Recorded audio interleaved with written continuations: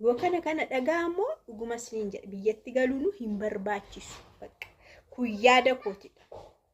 Aannan isinitti mochuudha. Ani barumsa koo dhiisee barumsa koo irraa bahee biyya anamaa dhaqee biyya arabaa dhaqee kun akkas ta'e warri jettan baga gammaddanii siniin jedha bakka. Baga gammaddan isin damoosni keessan yeroo birri Itoophiyaa dhufu 50 ta'a 45 ta'a 40 ta'a. Kanaa gad immoo waan argattan ittiin fakkaatu. Kanaa gad namni tokko hin argatu jedhee yaada. Garuu namni tokko jechuudha. Barattee xumurtee leekchararii taatee maastarsii qabaattee maastarsii irraan immoo dooktareetii soo hojjechaa jirtu kaadhimamtuu dooktarii taatee garuu miindaan isheedhaa kaffalamu yeroo ishee hanqatee hojii sana gadhiistee gadi baatee karaarra teessee kadhattu isin maal jettu? Namni hamma kana baratee hamma kana barsiisee maaraga amma kana qabu maal jedhama kun hamma kana kan namni qabu miindaan isaa kaffalamu even qoonqoo saayyuu ji'a tokko guutuu fididee magganaanyaa boolee taa'ee yeroo kadhatutti ajandaa miidiyaa yeroo ta'u maal jettu isin maal jettu? Baguman baratiin isiniin jedha. Baguma barumsa dhiistan. Anu bagan baratiin baguman barumsa dhiiseen isiniin jedha. Kun nama kolfisiisu nama boosisa nagaa isiniif haa ta'u kabajamtoota hordoftoota. Kaakuu tiubii akkam jirtu nagaa keessanii. Ani nagaa ku galata waaqaa ta'u dhuguma isiniin jedha. Isin baay'ee gammada dhugumayyuu yeroo kana ageessan immoo biyyatti galuun hin barbaachisu. Yoo kana dhaga'amoo dhuguma isiniin jedha biyyatti galuun hin barbaachisu. Kun yaada kootidha. Amma immoo deebi'aatee ofiishii galtee ofiishii maal taateen galiinaa nuun jettee miti baraan isiniin hin jenne baay'ee kun yaada kootiin isiniin jedha. Ani isin hidhuu hin danda'u garuu yaada kootidha.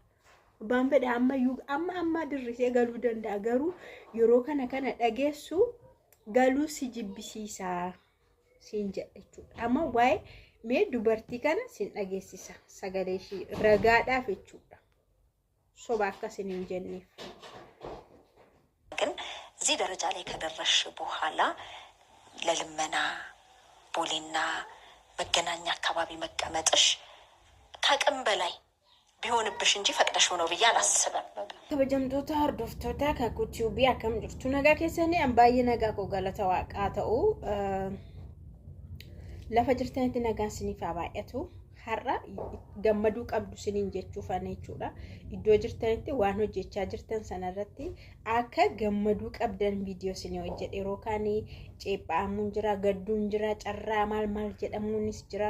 Ani biyyaa bahee hiriyaan koo barattee akkas taatee isheen tokko maal taate har'a garuu yeroo kun dhagahamu baguma deemtanii hojii hojjetatan isin har'a dubartittiin kun amma dhugaa waaqa baay'ee nama gaddisiisa jechuun hojjetaan tokko miindaa inni nyaatu yeroo dhageessanii dhuguma kanaan jiraataa isiniin jechisiisu. Seektara qaba jechuudha. Miindaan akkaataatti seektara isaaniitiin garaagarummaa qaba. Keessattuu kan barsiisotaa immoo badaa miti. Badaa miindaa hin qabanii jechuudha. Amma dooktarii kaadhimamtuu dooktariin kuni Walloo Yuunivarsiitii waggaa 12 nama barsiistedha. Waggaa 12 barsiiste. Egaa damozni akka isheen jettetti miindaan 12,000tu baha kan harka ga'u immoo 9,000 meeqa jettee namni kamuu hojjetaan kamuu miindaan iskeeliin isaa bahuu fi kan harka ga'u garaagara jechuudha. Citee akka ga'u hin beektu 9,000 meeqatu na harka ga'a jettee erga qaala'insi garmalee dabalee asii miindaan kun nagahuu didee jette. Garmalee baay'eedhuma nagahuu dideetti. Dhuguma 9,000 namni tokko magaala keessa taa'ee Walloo Yuunivarsiitii leekchararidha. Mana kiraa meeqa kaffaltii nyaanni ishii maalidha maaliin maal kana tarreeffameeyyuu hin dhumu guyyaatti baasii meeqa akka ba'aa oolu nuu hin beekna jechuudha. Kanarraan kan ka'ee xiqqoos hin dhukkubaa yaalamuudhaa fi gadameessana dhukkuba jetteetti yaalamuu kanaafis hin geenye booda maal gootee yuunivarsiiticha akka inni jijjiirraa kennuuf gara Finfinnee dhuftee jechuudha yookaas akka gadhiistu himte jechuudha. maal walumaa galatti hin gadhiiste gara Finfinnee dhuftee kadhachuu jalqabde jechuudha. Magganaanyaa fi Booleetti kadhachuu jalqabde jechuudha. Mana kiraay qorqorroo fi qorqorroo kan walitti rukutamu jira. Manni kiraay jechuun manas akka kanaa kan hin taane qorqorroodhaan kan ijaaramu kireeffatee namni hin jiraata. Mana qorqorroo sanaa birrii 4,000 kan isheen kireeffatte kan ji'a kana kaffaladheera jettee garuu satti aanu waan hin nyaadhus waan hin kaffalus humaas hin qabu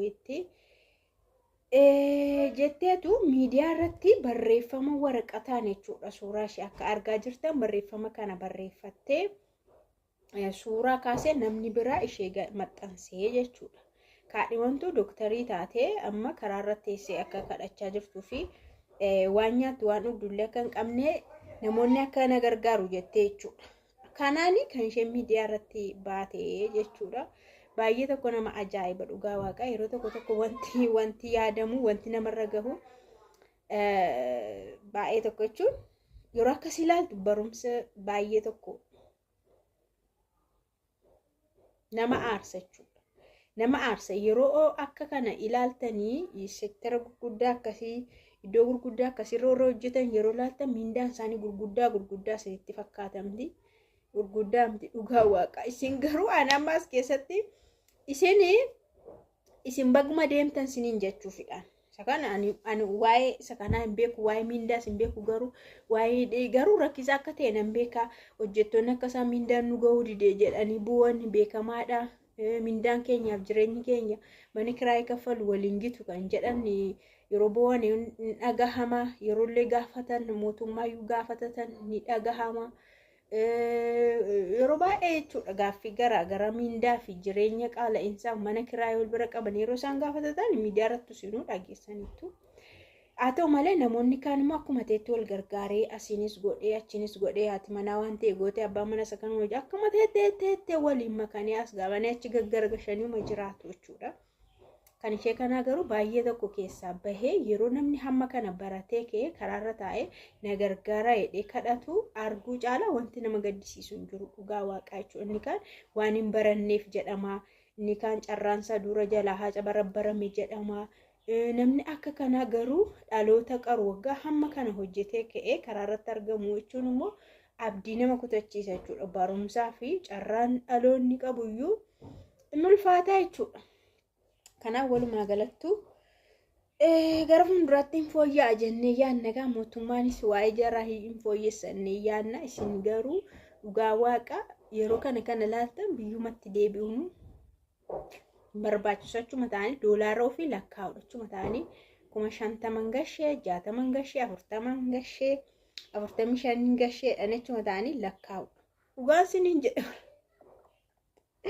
Dhugubalsini as uftanii 8,000 meeqa lakkaa'u achuma teessanii 40 keessa 50 keessa lakkaa'u wayyaa siniin jedha. Hamma iddoo geessanitti hamma waan hunduu sinii guututti hamma bakka amma ani of danda'ee jiraachuu hin danda'a yoon galeeyyuu wanti narkisu hin jiru. Kanaan hojjetadha. Kanammoo mana qaba mana jireenyaa qaba. Amma dubbii guddaan kan dhufe mana kiraayidha. Engadda oduu dhaggeeffadhee jechuudha. Mana kiraayidhaan jechuudha. Qaala'insa mana kiraayidhaanii Itoophiyaan addunyaarraa sadaffaa irratti argamti jedha. Qaala'insan jechuudha. Itoophiyaan addunyaarraa sadaffaa irratti akka Afrikaatti immoo lammaffaa irratti Kaameroon qofatu ishee dura jira jechuudha. Oduurraan dhagee. Hamma kanaatti baay'ee ol ka'eetii jira jechuudha. Namoonni baay'een garuu waaqumatu jiraachisa malee hojjetanii miti, miindaa argatanii miti, daldalanis miti. Garuu warreen waaqni gaarummaa isaatiin jiraachistu baay'eedha. Baay'ee nama dhiba jechuudha. Kanaafuu hin jarjariinaa isiniin jechuu barbaade. Xulxul jettanii galiina hin jarjariinaa. Yeroon akkas jedhu immoo kan dhukkeen irraa kaasus hin dhabamu. Yoon irraa kaasnes ameen. Ani garuu yaada koo ibsadhe isin immoo murtee keessan qabdu. Yaadan qoodas immoo murtee keessan qabdu jechuudha. Namni waan itti fakkaate ni haasa'a.